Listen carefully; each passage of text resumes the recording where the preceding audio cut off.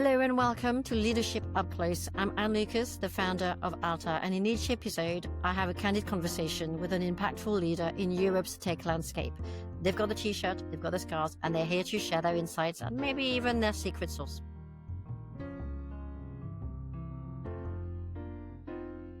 Hello, everyone, and welcome to Leadership Up Close. Really excited to have this conversation today with Antoine Mingalon. So Antoine and I have known each other for quite a few years. You've been a client, we've kept in touch. I've always appreciated your candor, your openness, the fact that you're very prepared to have tough conversations in the most constructive way. And the way you've partnered, the way I've seen you partner with leadership teams and as a headhunter, I've always appreciated the way you've managed that relationship. So what to say about Antoine? So Antoine is Chief HR Officer, has worked with two very successful, Jean-Luc Robert at Kyriba, and before that, Jean-Baptiste Rudelle at Criteo. So two very successful entrepreneurs. You've been, I guess, the right hand, the strategic HR person who has worked very closely with them through high growth, through US expansion, through global expansion beyond the US, and managed some very successful exits from IPO and also exit to a private equity fund. Antoine, I will let you introduce you and I will deep dive into some of the important topics that I wanted to tackle with around culture, scaling, IPO, EBITDA, and also some of the advice that you might have for entrepreneurs in Europe today. Yes, so I'm Antoine. You're right. Yes, I work mainly with blue chip corporation the first half of my career, and I work mainly for medium-sized businesses, either listed or pre-IPO and then listed or PE-backed companies. After pretty big exposure to the US, and often with a strong headquarters in the US, and mainly in tech for the second half of my career. And that's a really good point, because you've worked in very different industries, from satellite tech, SaaS in different regions. What made you join the tech industry at a point where it was kind of a pivoting moment in tech? I spent quite some time and I learned a lot from large corporations. At one stage, I said to myself that I would like to work in an entrepreneurial world space, and then I was just hunted for Criteo, and Criteo was not known at that time. That was a 400 employee business, a couple of $100 million AR, revenue. And then I entered tech thanks to Criteo. And I love the pace and transformation, the change, the speed, and the fact that you need to find your way in a very entrepreneurial environment, and the fact that you need to scale a company without killing the entrepreneurial DNA, which is a combination that is rather difficult at the beginning. And working hand in hand with the founder, sometimes not hand in hand, because you need to have tough conversations with founders sometimes, and difficult conversations. That was definitely that was the right time to do it at that time, because I learned everything I could have learned from a large corporation. Fantastic. And as we said, you've worked with not only one, but two very successful, both very international. They're French, but both very international. And that's, it's quite rare to work with one, but to work with two is even more rare. What is it that distinguishes an exceptional founder? What defines a founder is that the company is or her Not a founder, an exceptional founder, J.B. Rudelle or Jean-Luc Robert. But they are very, very strongly, tied to the business that they created in a room with 3 or 4 other guys, historical employees. So that makes the thing very, very different. They are exceptional, number one, because they started from scratch. Okay, it happens that both of them are serial entrepreneurs. We may speak about it because it's a different profile when you have a repeat entrepreneur and when you don't have a repeat entrepreneur. And what is exceptional is that you don't gain trust and confidence from someone like a founder just because you worked in blue chip corporations and you speak a good English. Okay, it's just not because you're going to be performing. It's just because you're going to be transforming. And the very first weeks working with an entrepreneur, this is when everything happens. you can be exited very, very quickly. I mean, it's not like traditional exco member. You work for a large blue chip corporation, and then the trust is granted. Trust is not granted with the founder, and they have sensors in the organization. They have historical, see you working, information gets up, and they have sensors everywhere in the company, these founders, and now they have engagement surveys, but they don't need engagement surveys to check whether you're doing the job or not. The job is not only about performing; it's about transforming. Performing as an HR with a founder is not enough. It's how much you're going to influence the founder once you gain the trust, and you're legitimate in your job. Things change, and then you move to the next step, which is really transformation. You need to show what you can do very quickly when you start your job. And how do you coach a founder who needs to move from hands-on builder to then being CEO of a global organization? Well, first they coach you and they make you understand that. So I don't coach first; they coach me first. Because if you start in such environment, you need to learn as a chief people officer, and they give you some time to speak and make you understand the organization. And in tech, the idea is to organize chaos. It's not just to make it process like General Electric. In my generation, you get to know that very quickly that the idea is to keep some chaos and innovation, scalable organization, while you're not killing the entrepreneurial DNA. So very quickly, they don't say that clearly. Very quickly, you understand that the idea is that you're free to do whatever you want to do, but you don't kill our bloody innovation that we started 15 years ago, because then you're dead. The idea is that you keep everything as is, innovation, but you make it scalable. So this is an equation which is difficult. This is what makes it difficult to work with a founder. Okay. Yeah. And which I love, because even if I'm a fraction, whenever I can take a job for a founder, it's highly preferred for me. Okay. Because this complexity and the idea of working like a surgeon and making sure that you don't touch the vital organs, you only touch what has to be just removed or modified or changed, is extremely interesting. And I've seen you in action. I know you're very clever in the way you do it. It's very tactfully done. It's a bit of an art form. You're not scared of having tough conversations. There are times when you have to say no. There are times when you need to sort of get the founder or the exec team back on different rails. Is there a situation when the fact that you said no really changed the trajectory of the organization? The way it happens is that you don't say no as a no way. It's probably too, like, you just break. You don't break the relationship. What happens very often is that you need to have several conversations to get this founder influenced by you. I mean, it's not something you can do in one shot. It happened to me at Criteo, for instance, that I had to do it. I had to use 3 1-to-1 to agree, and even the CEO was saying, "We're going to stop now because we need a break, and we will start again tomorrow." It's a continuous conversation, and it may take sometime 1-2 years to make the change you want to make for the people, and it happens. And sometimes it's very quickly, but it's give and take.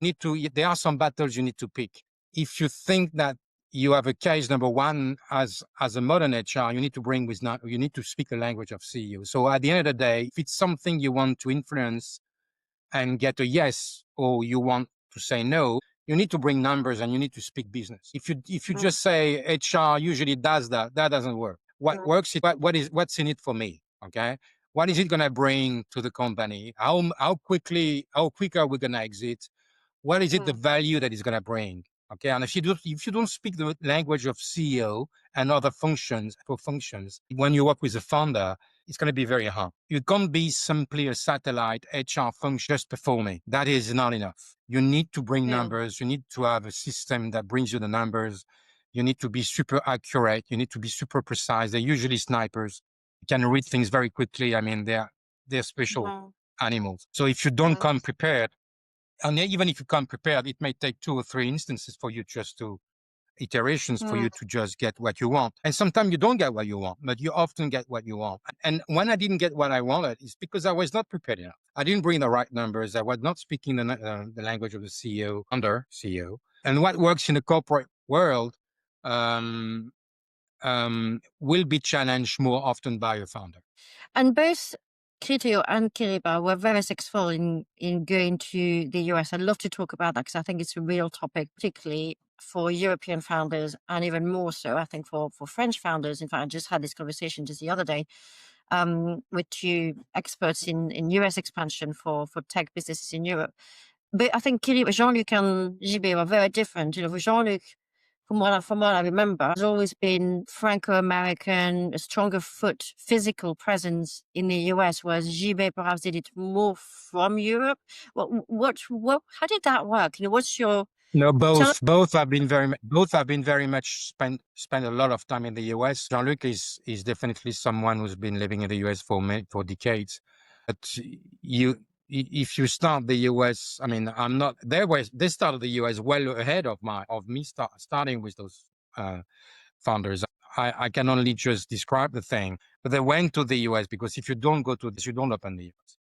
Yeah. You need to be there as a founder and as a CEO. And I read that Open Classrooms, another French startup, and Pierre Dubuc went to the US and has been in the US for the last 3 years. If you want to open the US, you have to be there.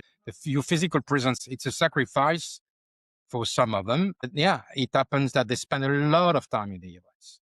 You need to show your face. You need to be part of I guess, because I didn't build.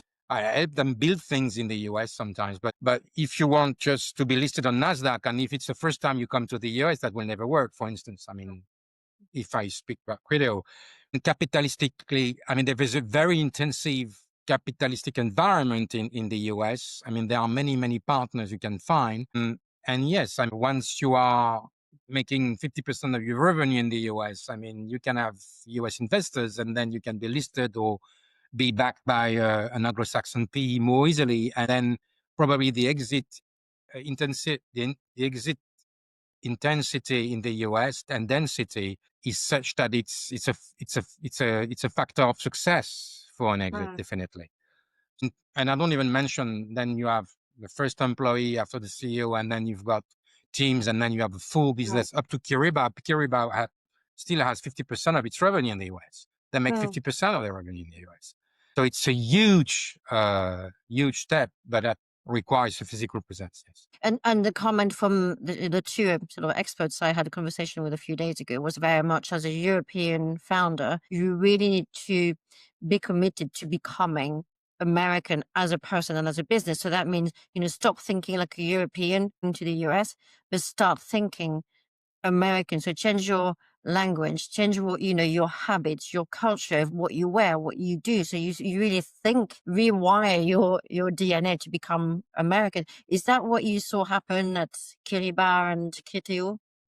Yeah, I mean, what you see happen is that, just to start, and if I start by saying that what I've seen, because I didn't do it, but I've seen them doing, or that we spoke together about what they did and when they wanted to start in the US. When you start in the US, and has been very well described by Index Ventures, they even wrote a book about it, is that you're not open a subsidiary.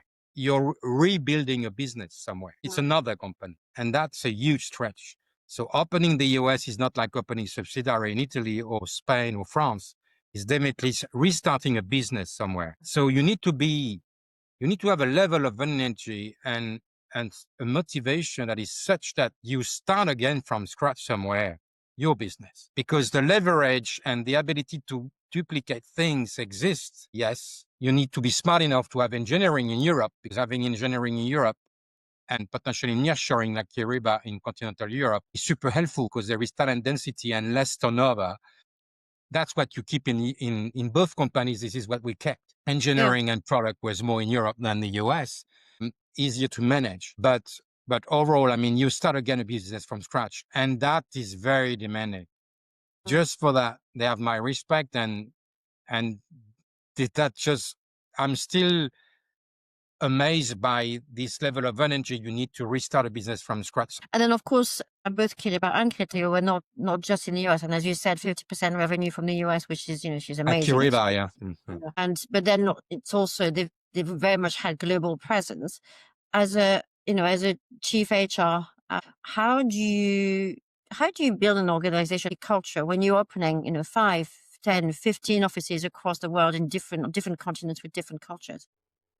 I have to say that if you take companies like Criteo or very high growth companies that you have these days on market, not only AI, but some of them, if your product is being sold and is very much needed by clients, that helps a lot, number one. I mean, opening an office in an environment where there is a huge growth is a different game than if you are steady growth or even not growing that much, because there is a dynamic that happens when you grow, which makes you, for number one, fearless. You don't think you're going to have problems if you open a business somewhere, and you do it. And if you have an HR information, and if you have a financial system or supply chain system, I mean, if you have digitized the main locations, we quickly just open a business, and it is never as complicated as opening a business in France, to be honest. I've not seen.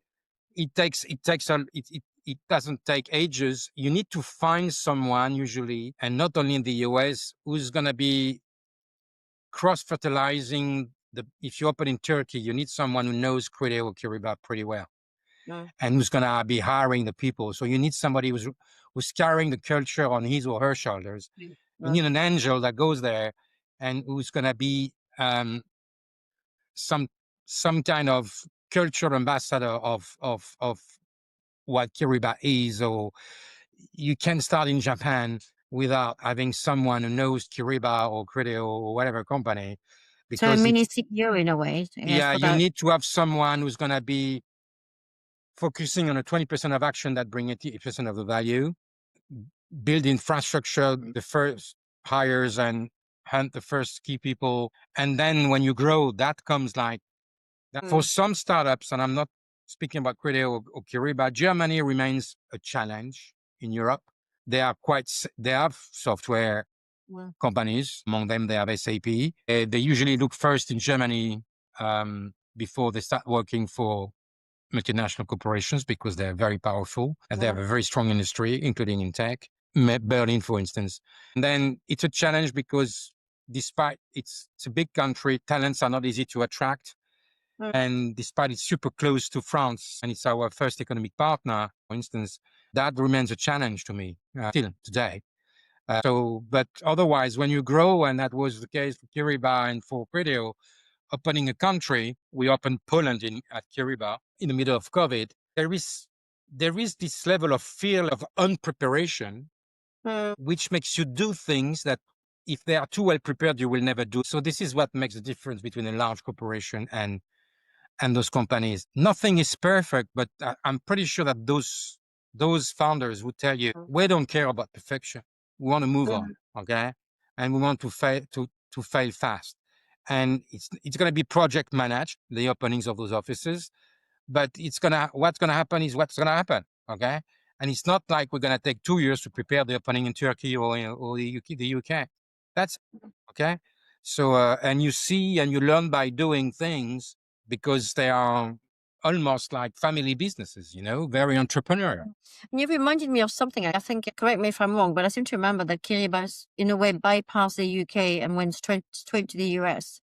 And then that was France first, but they went straight. Yeah, they went very, very quickly to the US before the UK. Mm-hmm.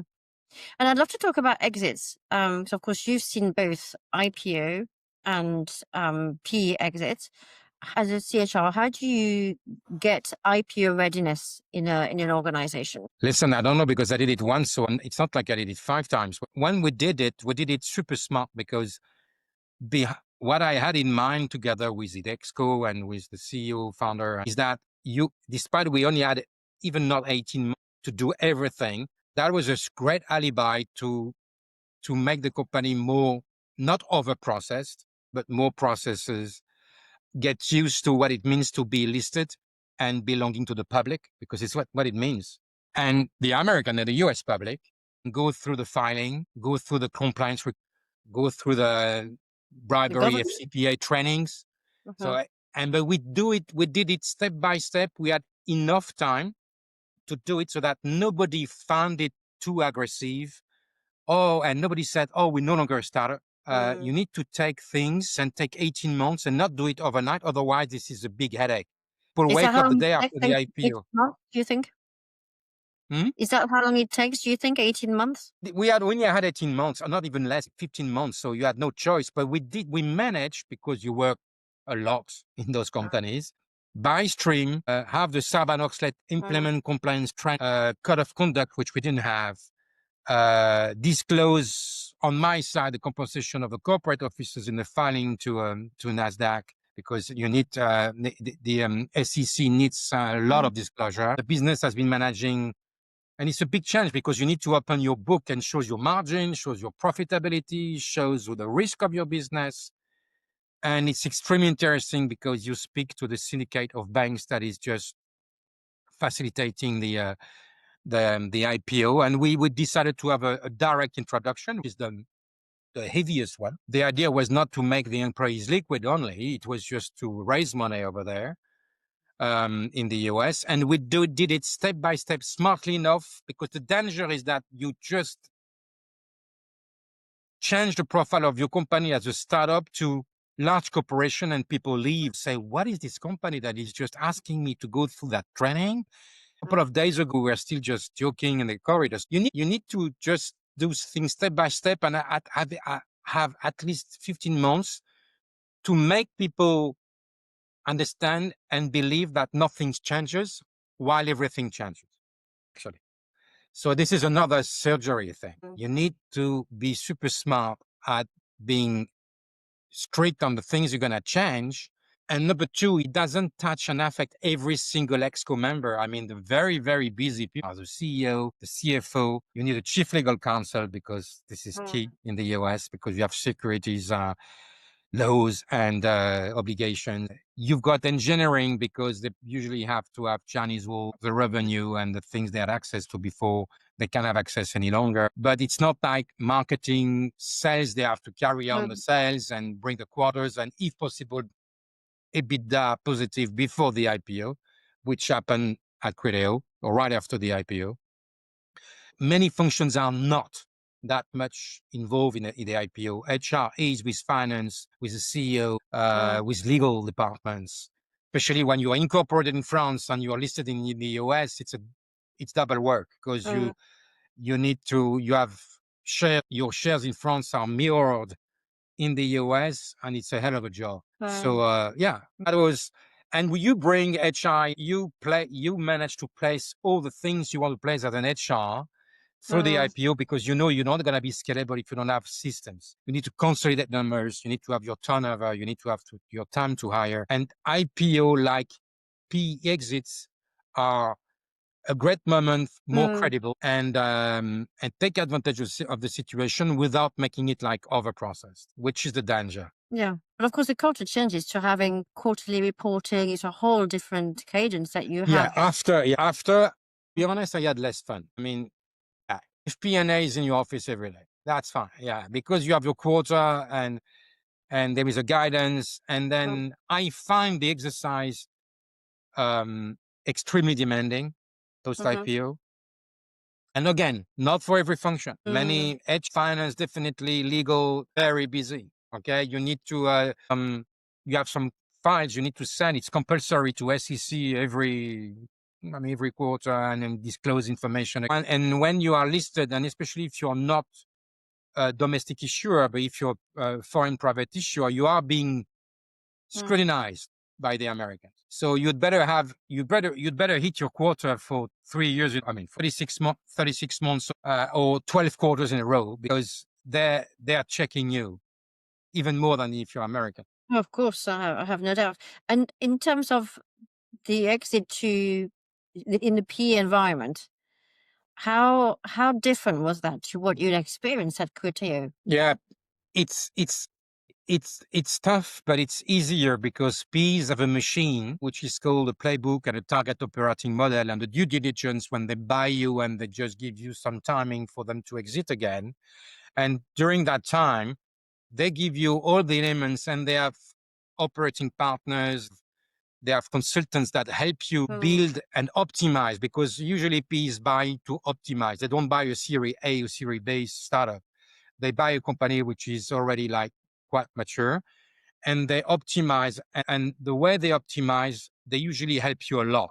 I think of Bridgepoint. I think of Platinum Equity as a fraction HR, are equipped. They have experience. They know how to buy and sell, and they have their tips and tricks and the machine. Okay. Some of them are more or less intrusive than others, but they are very helpful because they know, and that's something you don't have. I mean, when you're running after an IPO, and I would even say banks that help you go for the IPO are doing their job, but I think they overvalue usually the price of your company. They are very optimistic, and it's very important, which I forgot to say, that the ExCo remains very, very close to the bank and to the advisors to the IPO, because, there are some interests which are definitely the ones of the banks, but ExCo has to be very much, and that was the case at Criteo, where ExCo were very much involved. We made some presentation to the syndicate of banks and our advisors, and that was not only the job of the bank to run the roadshow, to run everything. That was, ExCo was very much involved. We have found something to say, which was super, super interesting. And you grow because you make a presentation to banks to tell them how much you're prepared for the IPO. You need to scratch your head and find really what is the essence of what I'm doing, and what are the main value drivers, and the proof that I can be, as an HR function, be IPO. Okay, that you're more helped by PEs than you are helped by any Interesting.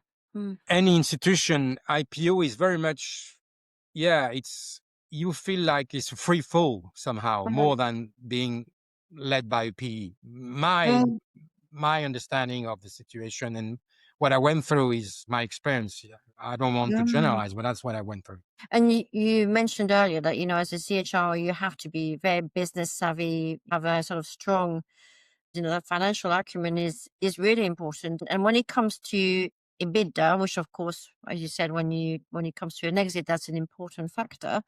How, as a CHRO, how do you concretely help to improve EBITDA within a business? What's the role that a CHRO can play in achieving that? Yeah, I think it's a conversation, not only me deciding everything, but it's conversation you have with ExCo, and you create some alliances with ExCo, some of the ExCo members, number one, to influence the founder, and they do the same, vice versa.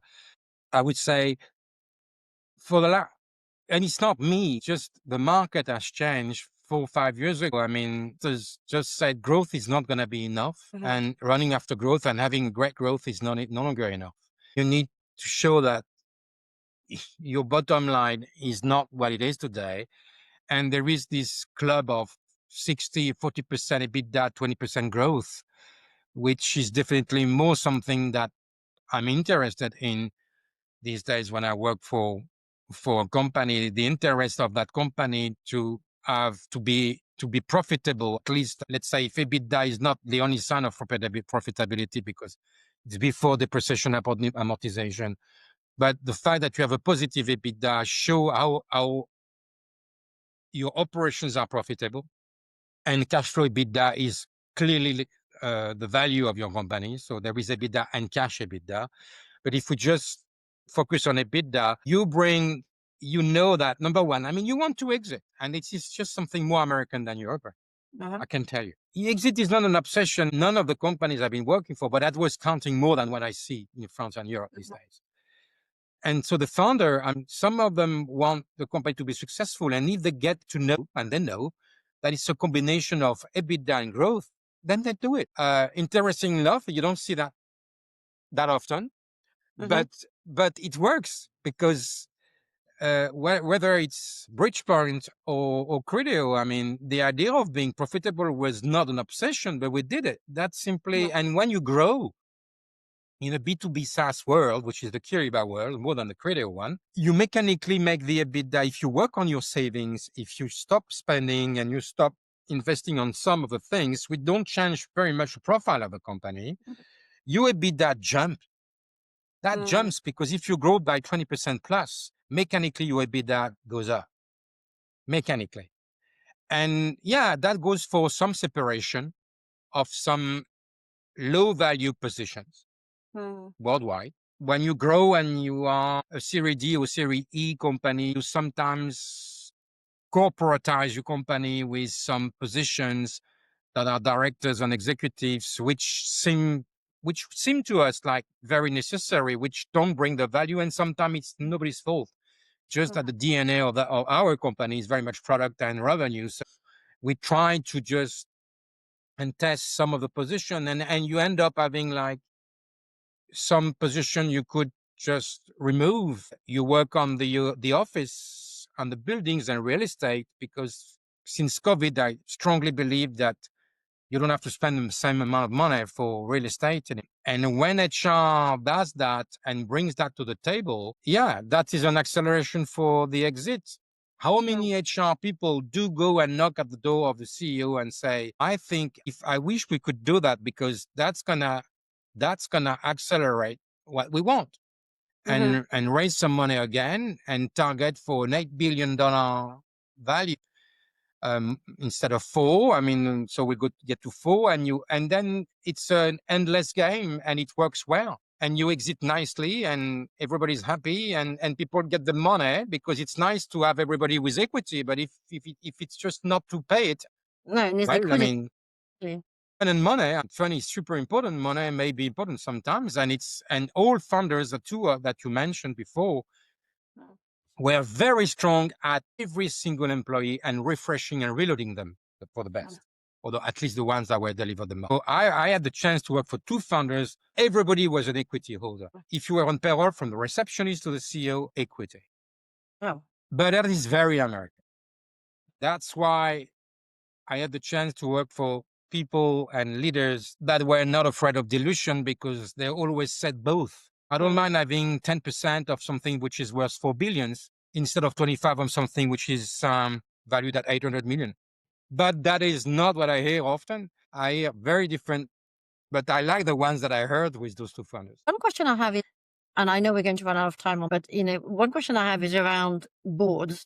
Is it something that you really kind of push for, to have a board that is structured within independent board members to be there as the strong partners, strategic advisors to the leadership team and the CEO? Yeah. The first thing I would do is I would push any company, whether even Series B or Series C, very, very quickly to have some type of, even if it's not as structured as a listed company, an audit committee, a comp and HR committee, and a strategy potentially. But I would say it's more like, it's nice. But the first 2 are key. And that is a great moment for transparency and give access to the investors, especially when it's VCs and multiple VCs, because before you get a PE, you have numerous VCs that you raise money with. And it's like 4, 5, 6 sometimes. And it's a moment where you can run the table. Yeah, and you can share, and I think that gives confidence, transparency,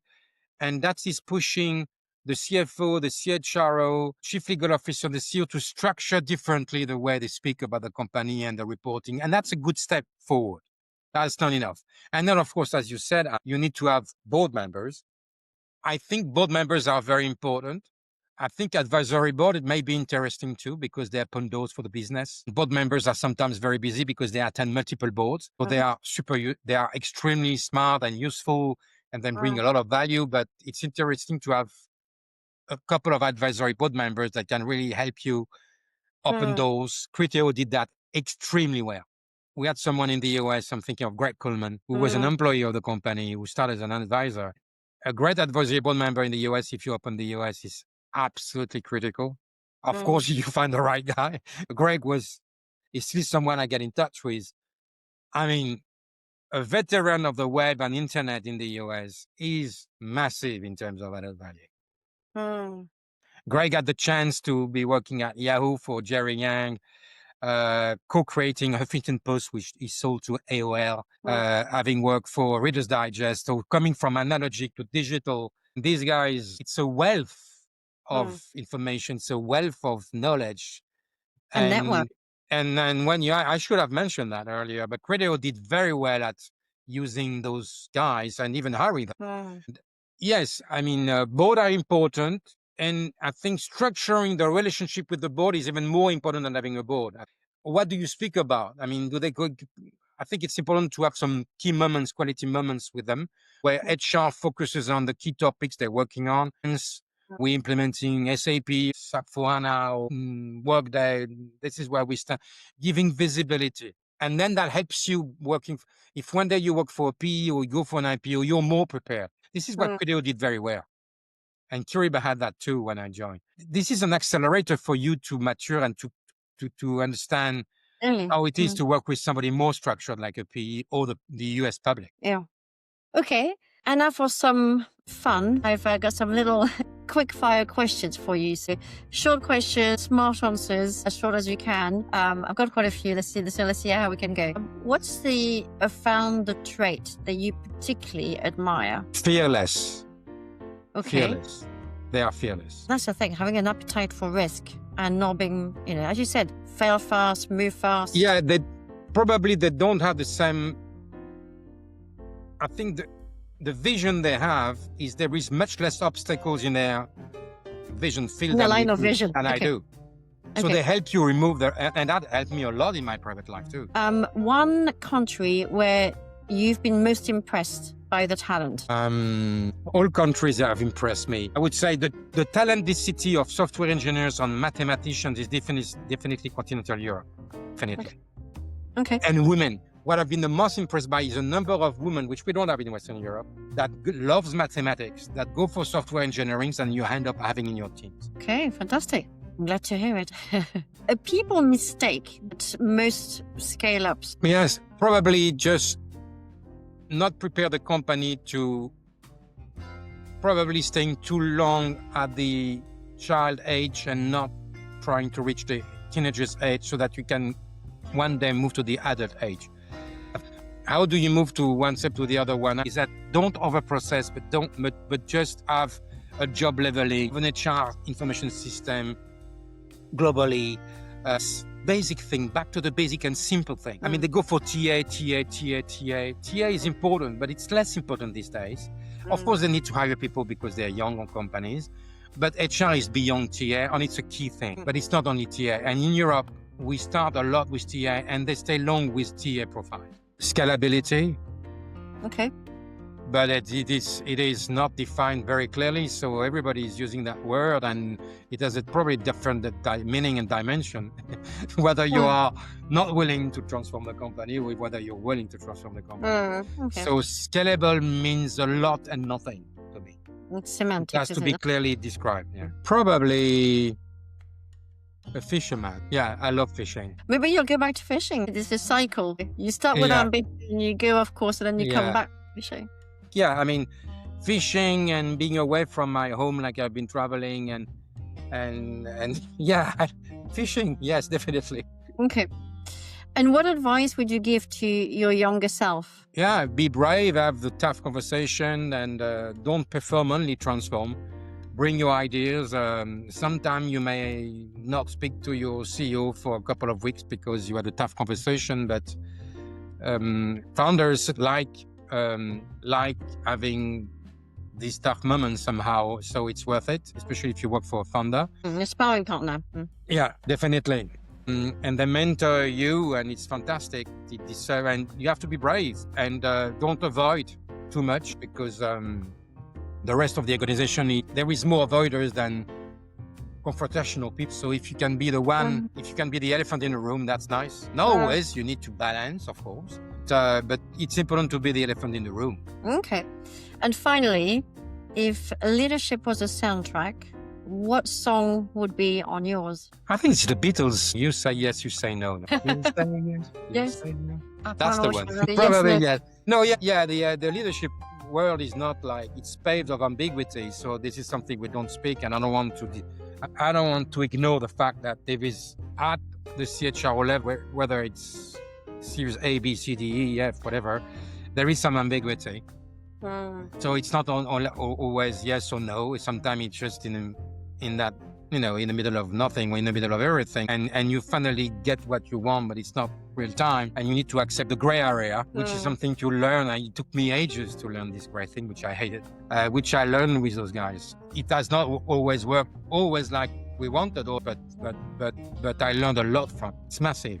And if I may speak to Antoine with his French hat a little bit, what message do you have for the French tech as we're heading into 2026? I mean, we have a super nice ecosystem, super interesting. I'd love we have more exits, that we have more. Yeah, we have more exits, that we think more of. Yeah, the bottom line of those companies, which would be worth more money if both growth and bottom line were managed simultaneously. Not easy, but you're asking, I'm telling you. And yeah, it's the US is super hard to open, but whenever you can, this is great. There are some people who did it. You can call them. Yeah. We know them. We mention them. It's more than just the ones we mentioned today. Because and I owe a lot to the US. When you have, like Jean-Baptiste said, if you open the US and you succeed, then you can go to Japan. And if you're in Japan, then you can go. Restoration. But yeah, it's not easy. Of course, it's super hard. Yeah, it's another role. It's another world. It's another planet.